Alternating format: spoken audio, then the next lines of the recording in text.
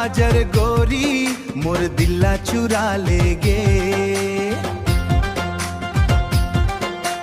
पहली नजर माँ हाय रे सजनी, पहली नजर माँ हाय रे सजनी, जादू ऐसन चला दे।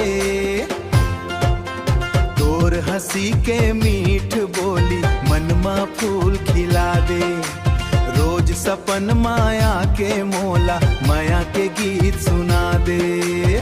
तोर संग चल थो संगी चंदा तारा गवा, हाथ में हाथ धर के बोल, हाथ में हाथ बोला, जन्म जन्म तक चाहा। रूप तोर है सोन चिरैया मन ला मोर लुभाए।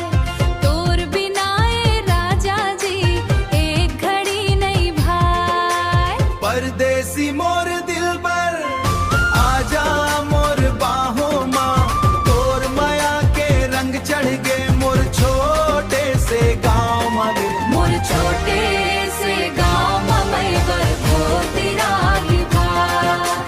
धीरे धीरे बढ़त गए पीड़ित के कहानी। ऐ राजा मोर सपना के मैं तो दीवानी।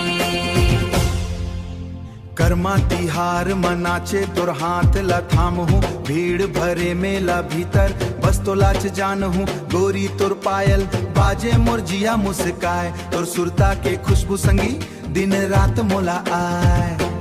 बरसत पानी ठंडी हवैया तोर बाहों मरई थो, माया भरे दिल के धड़कन। रूप तोर है चंदा जे रूप तोर है नैन कटारी, मारारी मार सुना लागे संसार। परदेसी मोर दिलबर तोर माया मर हो गे। तोर मोर ये सच्चा पीरीत गांव शहर माँ छागे। आजा रे मोर संगे संगे